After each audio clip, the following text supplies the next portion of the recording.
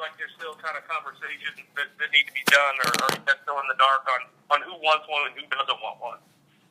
Well, we've never taken an actual vote. We've tried to gauge those that that are maybe strong on one side versus the other. The one thing too that I think is important is that there will be 3 new football coaches around the table for the first time this spring. Actually, 4 when you count Coastal Carolina. So we really want to start from scratch. And, there's always a list of the advantages, disadvantages of whether to conduct a football championship game. And right now, of the 10 FBS conferences, 8 of those conferences, somewhere down the path have elected to conduct a football championship game. And the Sun Belt and the Big 12 are the only 2 of the 10 that are not conducting a championship game. And prior to this new legislation regarding the 12 teams, neither of us were in a position to actually conduct a championship game. So I think this will bring it to a head and allow us, rather than to talk and speculate about if we do have a championship game. Now I think we can really hone in on is this in the best interest of the Sun Belt? And I think that when you look at our peer conferences, and again, of the 10 FBS conferences, they're obviously divided into the Autonomy 5 and the 5 others, the Sun Belt and Conference USA and the American and the Mountain West and the Mid-American. And right now the Sun Belt is the one in our peers that do not have a championship game. Some of the same arguments that have been had over the course of the first 2 years of the CFP, in regards to whether the Big 12 was advantaged or disadvantaged by not having a championship game. Those same arguments and that same debate will occur in terms of the quote group of 5. The highest ranked champion gets that great spot in one of the New Year's Day games, and that's what we'll be playing for. And right now, with our 4 peer conferences playing games, is the Sun Belt disadvantaged when it comes to maximizing our champion in an evaluation assessment by that same football committee that selects the 4 teams to play in the semifinals? That group will be evaluating the champions of the 5 conferences.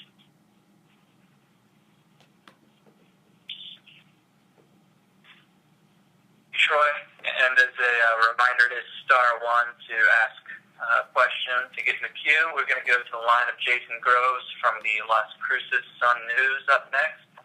Jason, if you are ready, please go ahead. Yeah, Carl, can you talk about, since New Mexico State and Idaho made their presentation a couple weeks ago, what happened since then to move this forward, without going to a vote in a couple of weeks here? I think President Trump explained it well, that as we went into those presentations 2+ weeks ago, we wanted to give both the University of Idaho and New Mexico State an opportunity to make their case. It's not as if we aren't aware of what they have in terms of their characteristics, both from an athletic standpoint and from a university standpoint. And again, they are both highly regarded by the rest of the Sun Belt membership. I think that once those presentations were conducted and completed, the executive committee of the Sun Belt Conference, which is led by President Trout, along with Tim Hudson, the chancellor at Arkansas State, Nick Bruno, the president at the University of Louisiana Monroe, and Joel Anderson, the chancellor at the University of Arkansas Little Rock, conducted a call after the presentations and exchanged information, conversation with some of their peers around the league to get what the temperature was And as President Trout indicated, at that time it did not appear that the votes were there, so to speak, to extend.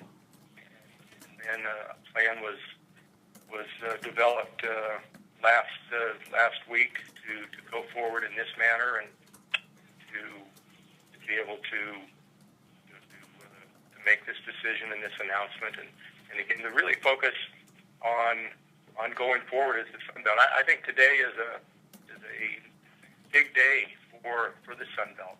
You look at what we have gone through since the spring of 2012 and the departures of 5 universities. We've added 6 to get us to that 12 number. Look at the universities that we've added to complement the ones that were here in 2012. We think we've developed and established a core of universities, both from an academic standpoint and an athletic that really now defines the Sun Belt. And I applaud the presidents and chancellors for their being willing to move forward and make these decisions. Appreciate the confidence that they had in me to lead them to this point, and I really believe that when you look at what we've accomplished in the last 4 years, to be here now today making this announcement is a real testament to the leadership of the Sun Belt in terms of our presidents and chancellors and our athletic directors. But there was no actual vote. They didn't vote. They just kind of discussed it and came to this determination to move forward like this. That is correct. There were no votes taken, and it was a matter of being able to share information and to compare notes. And that's not uncommon with boards. And we operate as a board of directors. That is not an uncommon way to kind of reach consensus, so to speak. Thanks, Carl. Thank you. All right, thank you, Jason. We're going to go to the line of Michael Sean Duggar next from the Moscow Daily News. Carl, how much did performance play a role in the decisions of the presidents on whether to extend the contracts, specifically speaking on Idaho? Well, again, it was all, we created a list of factors that would be used to conduct the evaluation. We presented those to both the University of Idaho and New Mexico State back before Christmas. List of 8 items that would be used to kind of as a guide us through the evaluation. And I think the one thing that also is important to note and just to remind people is that in the spring of 2013, when we entered into this agreement with New Mexico State and Idaho, it was a 4-year agreement with a 2-year look-in, and it was intended to provide all parties, both universities along with the Sun Belt, to assess where we were after 2 years, and to make the determination then whether it was something that would continue. And we've stated this before, and yet again, I think it's also important to note is that the environment that existed in the spring of 2013, one being the requirement that you needed to get to 12 teams, that drove the initial decision to add New Mexico State and Idaho. And those of you that were covering the Sun Belt at that time, on that day in April of 2013, it was a big day on that day for the Sun Belt. Earlier in the morning, we announced that Georgia Southern would be joining the Sun Belt. Later that afternoon, I was in Boone, North Carolina, and made the announcement with Appalachian State that they would join the Sun Belt. And later on in the afternoon, via conference call, we made the announcement that Idaho and New Mexico State would join the Sun Belt, and that got us to this 12 teams. geographic considerations that have always been important to the Sun Belt, and this geographic footprint were in place on that afternoon in April of 2013. Unfortunately, 30 days later, Western Kentucky elected to depart the Sun Belt, the last of the five to depart the Sun Belt, and that put us back in a structure that that required and needed another member. And we were very deliberate from that point on to see who that replacement team was going to be, and that there were several institutions under consideration, and in late August, the decision to add Coastal Carolina to really be kind of 2 years post the departure of Western Kentucky, the actual replacement team for Western Kentucky that got us back to that as well. The other piece that needs to be, we were talking earlier about the economics, the importance of economics, and how important that is in today's intercollegiate athletic world. That on that day in April 2013, the group of five conferences had devised a revenue distribution plan shortly after the CFP had created the revenue split that would come to the group of five under the new CFP revenue plan. And at that time, the five commissioners elected to establish a plan that called for each conference would receive up to $12 million based on $1 million per university. So a 12-team league would get $12 million. A 10-team league would get $10 million. And that drove the decision. When I recommended in April Mexico State and Idaho to be football-only members, that was the information that I took to our presidents and chancellors, that Idaho and New Mexico State would contribute $1 million because they were already FBS, and they would come in as 12, and that would get us to the kind of the maximum base number on the 12, on the $12 million per school. Within a few months after that, some of my commissioner colleagues decided that they wanted to change that formula, and it went from $12 million to $10 million. And so within 3 or 4 months, the base became $10 million rather than 12, shifted money into the performance pool of monies. And so really when you look at the two of the main reasons in April of 2013 that we focused on Idaho and New Mexico State, neither of those are in place today. So I think that we have to be candid with that logic and I get what he's saying. That determination. So would something like performance, maybe like if Idaho went to back-to-back bowl games, would that have been enough, do you think, to outweigh some of those other factors?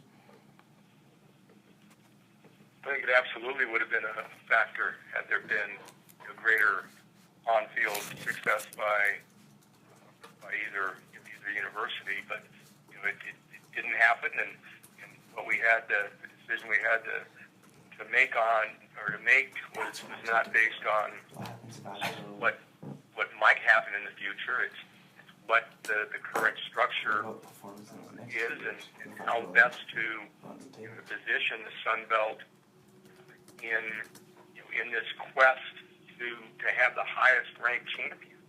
And I think that those of you that follow the formula that is used to rank the conferences, it's based on six computers. There were 6 computers that were used during the BCS days, and we still use those 6 computer averages to compile the conference rankings, and that each university is assessed a computer ranking that is a average of those 6. like the basketball RPI, the teams at the top, their computer averages are impacted by the computer averages of those teams in the bottom half of the league.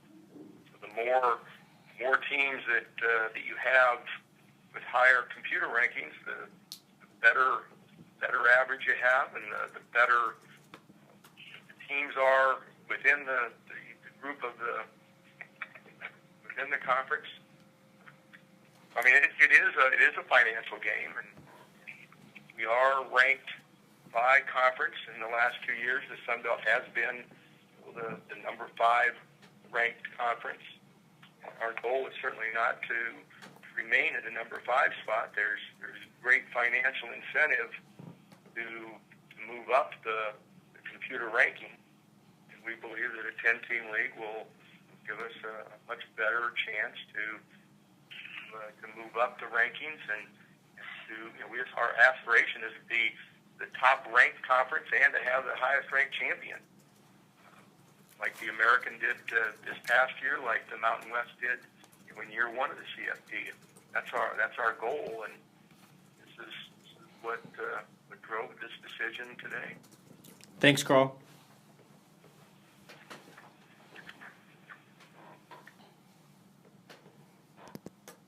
We're going to go to the line of Doug Robertson from the Atlanta Journal-Constitution. How much Doug, if you're ready, please go ahead. Got enough? Hey, Karl, just 2 quick questions for you. Number 1, when will the conference football schedule be released now? And number 2, do you have any concerns now that you will be a 10-team league in 2018 of losing any members and going down to 9 and having everything kind of all messed up again in terms of either division or schedule format? State and Army should start the As football. far as the 2016 schedule, we expect to release that within the next 48 hours. We've been working in close concert with ESPN to finalize the ESPN schedule of games, and we're closing in on that. We do expect an announcement on Thursday. As for your second question, we believe that the conference, the Sun Belt, is at a stable level, and it's one of great stability right now, and solidarity. We believe that our membership is recognizing the value of the Sun Belt, that our bowl opportunities are to the point where we're satisfying our membership there. The financial piece with the CFP, the increase in the CFP, and hopefully as we move up the CFP rankings, will allow us to maximize revenues along that line. Despite the lack of revenue that comes from our ESPN agreement, we believe that the exposure that we have received from ESPN and the addition of the ESPN3 component that really has allowed every Sun Belt football game to be viewed nationally, internationally by fans, has provided us a very sound television package that again, we look at our peer conferences and compare ourselves to the peer conferences.